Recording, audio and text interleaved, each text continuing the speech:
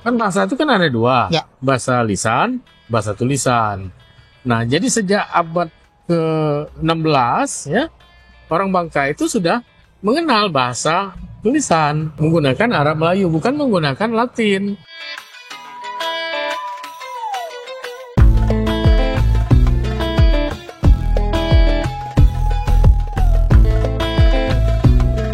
Masyarakat di Bangka Belitung pada masa abad 16 sudah mengenal aksara Arab Melayu. Di saat masa pemerintahan Kesultanan Palembang Darussalam tahun 1666, terdapat aturan yang mengatur kewenangan jajaran pemerintahan Kesultanan Palembang Darussalam yang ada di Bangka menggunakan bahasa Arab Melayu. Tak hanya itu, peraturan adat yakini Sindang Mardika juga ditulis menggunakan aksara Arab Melayu. Pada masa Inggris berkuasa di Bangka, masih menggunakan aksara Arab Melayu, baik surat perjanjian hingga stempel pemerintahan saat itu. Sebelum mengenal huruf Arab Melayu, masyarakat di Bangka sudah mengenal huruf Palawa sekitar abad 7. Hal ini terlihat pada batu prasasti Kota Kapur.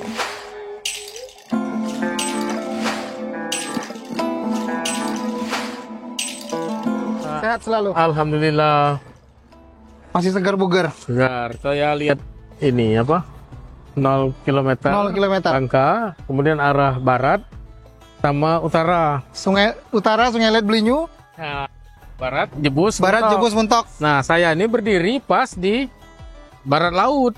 Barat laut Jadi berarti ini barat, daerah mana? barat laut, utara, timur laut, timur kan, Ya. tenggara, selatan. Nah, anak-anak sekarang nggak paham lagi arah itu. Tujuh Mata Ragan. Padahal ini Nah. ada lagunya dulu kan? Iya. Timur, Tenggara, Selatan, Barat, Mudahnya, Daya. ya. Nah, ini barat laut ini kalau dalam bahasa Bangka itu disebut dengan melala. Melala. Melala. Arah mana? Melala. Melala itu artinya barat, dengan utara. Itu melala. Makanya di bagian utara Pulau Bangka itu ada nama tanjung, namanya Tanjung Melala. Tanjung Melala. Melala. Di tanjung yang terletak antara barat dan utara Bangka. Oke. Nah, cuma saya lagi menyelidiki untuk barat daya, tenggara kan, kemudian timur laut. Nah, itu apa bahasa Bangkanya? Masih ditelusuri. Ditelusuri. Baik. Tapi yang sudah tertelusuri itu adalah barat laut Barat laut ya. atau melala. Melala. Siap. Tuh, hari ini 0 Ya. km. Hari ini kita akan ngobrol-ngobrol soal Arab Melayu. Ya. Dan hari ini di belakang kita memang ada koin yang kalau saya baca Haza Fulus, Pangkal Pinang. Ya. Boleh cerita tidak? Secara garis besar ini kan contoh satu dari sekian banyak contoh Arab Melayu yang ada di Bangka Belitung. Iya. Kalau sejarahnya Arab Melayu Bangka Belitung itu seperti apa? Atau dari kapan mestinya? Kalau terkait dengan Arab Melayu, Bangka Belitung itu kan sejak tahun 1666 itu kan sudah berada di bawah pengaruh Kesultanan Palembang Darussalam. Ya. Nah, jadi sudah berada di bawah pengaruh Kesultanan Palembang Darussalam, dan aturan-aturan adat, hukum adat itu ditulis menggunakan huruf Arab Melayu. Jadi ada 10 pasal ya yang merupakan aturan adat yang menjadi kewenangan dari Rangga Tumenggung. Kemudian ada 45 pasal yang menjadi kewenangan dari mulai dari Depati sampai ke Lengan ya, kepala kampung kecil. Itu aturan-aturan adatnya sejak tahun 1666 itu sudah menggunakan Arab Melayu sebagai bahasa tulisannya ya, bahasa tulisan pada masyarakat Bangka. Artinya orang Bangka itu sejak 1600 itu tidak bisa kita sebutkan buta huruf. Memang dia buta huruf Latin, tetapi dia tidak buta huruf Arab. Huruf Arab karena huruf Arab digunakan sebagai bahasa tulisan ya pada masa Kesultanan Palembang Darussalam. Nah, begitu terus ya. Nah, kemudian itu buktinya ya, ada 10 pasal, 45 pasal Undang-Undang Sindang Merdeka itu ditulis dengan huruf Arab. Sehingga kita membacanya pun agak sulit ya, karena mungkin kita sekarang kan, anak-anak sekarang terutama tidak belajar Arab Melayu. Kalau saya tahu sampai tahun 77 saya masih sekolah, namanya sekolah Arab. Saya punya 2 ijazah. Dulu ada SD kan, nah sore-sore kita sekolah Belajar Arab Melayu itu. Belajar di sekolah Arab namanya, Madrasah Ibtidaiyah itu dulu namanya sekolah Arab tahun 70-an itu. Itu dulu. Iya, belajarlah kita salah satunya Arab Melayu. Makanya kita bisa membaca. Tuh, tapi kalau kemudian saya mau dibantu soal untuk pertama kali mungkin bisa tidak ditemukan atau terdeteksi Arab Melayu pertama kali itu wilayahnya di 7 kabupaten kota Bangka Belitung itu di mana dulu tuh? Ya kalau terkait dengan hukum adat tadi ya. Itu kan meliputi seluruh wilayah.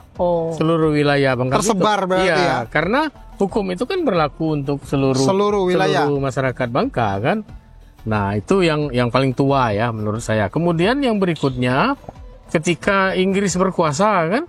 Nah, Inggris juga misalnya membuat cap ya.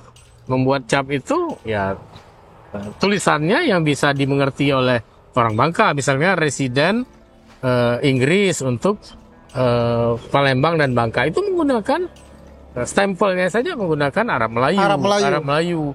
Nah, kemudian Sultan juga kan membuat misalnya meriam ya, itu capnya juga menggunakan huruf Arab Melayu. Tapi dalam catatan sejarahnya sendiri, dalam manuskrip-manuskrip kuno mungkin, Arab Melayu ini apakah hanya digunakan untuk ilmu pemerintahan saja, tapi apa juga di kehidupan sosial, atau justru sebagai penguat untuk syiar agama Islam? Semua. Jadi kan bahasa itu kan ada 2, bahasa lisan, bahasa tulisan.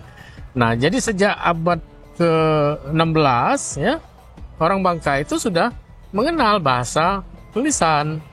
Ya, menggunakan Arab Melayu, bukan menggunakan Latin.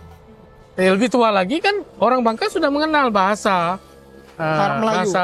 Bahasa Sanskerta, bahasa Melayu kuno, tetapi tulisannya menggunakan tulisan Palawa dari India kuno. Tulisan Palawa. Ya. Itu yang lebih tua lagi dari Arab Melayu. Ya, huruf Palawa, bahasanya tetap menggunakan bahasa Melayu. Nah, kalau kita ini kan huruf Arab, bahasanya Melayu, makanya disebut Arab Melayu. Nah, yang lebih tua itu abad ke-7, huruf Palawa dari India, bahasanya Melayu kuno. Seperti yang ditulis di Prasasti Kota Kapur itu, 10 baris itu adalah hurufnya huruf Palawa, bahasanya bahasa Melayu kuno. Oh, dan itu ada di kita? Ada. Di museum itu kan ada replikanya. Okay. Nah, kalau bahasa Melayu tulisan huruf Arab, ya yang paling tua itu ya di undang-undang itu, Undang-Undang Sindang Merdeka, kemudian surat-surat perjanjian yang ditandatangani oleh Sultan dengan POC itu menggunakan huruf Arab Melayu. Oke. Berarti Arab Melayu ini digunakan hampir di seluruh aspek kehidupan. Iya, aspek kehidupan, bukan hanya di pemerintahan. Bisa juga orang-orang Bangka bikin jimat. Jimat juga. Termasuk mungkin zamannya dulu, zamannya Datu untuk surat cinta juga Arab Melayu kali surat jual beli Oh iya, semua masuk pakai Arab Melayu. Iya, menggunakan Arab Melayu, bukan huruf Latin seperti sekarang. Nah, malah yang menarik itu, misal saya beri contoh, tahun 1853. Nah, Depati Amir itu nandatangani suratnya menggunakan huruf Arab Melayu. Huruf Arab Melayu. Misalnya dia nandatangan alif, mim, Ya, Ro, Amir, itu menggunakan Arab Melayu. Nah, surat-suratnya juga kan pasti itu menggunakan Arab Melayu atasnya. Cuma kan karena dokumentasi itu harus dilaporkan Belanda ke Batavia, makanya dia salin dengan huruf Latin. Huruf Latin bahasa Indonesia, bukan bahasa Belanda. Tapi saya yakin bahwa surat Amir itu menggunakan Arab Melayu. Karena tanda tangannya menggunakan Arab Melayu. Nah, tuh, kalau di Bangka Belitung, temuan apa saja yang masih ada sampai saat ini yang menggunakan Arab Melayu?